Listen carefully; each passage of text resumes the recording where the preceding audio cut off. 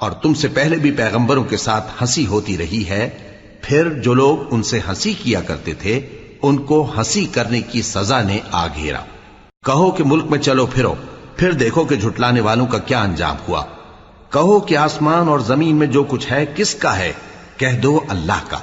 اس نے اپنی ذات پاک پر رحمت کو لازم کر لیا ہے، وہ تم سب کو قیامت کے دن جس میں کچھ بھی شک نہیں ضرور جمع کرے گا۔ جن لوگوں نے اپنے آپ کو نقصان میں ڈال رکھا ہے وہ ایمان نہیں لاتے، اور جو مخلوق رات اور دن میں بستی ہے سب اسی کی ہے، اور وہ سنتا ہے جانتا ہے۔ کہو کیا میں اللہ کو چھوڑ کر کسی اور کو مددگار بناؤں؟ کہ وہی تو آسمانوں اور زمین کا پیدا کرنے والا ہے، اور وہی سب کو کھانا دیتا ہے اور خود کسی سے کھانا نہیں لیتا۔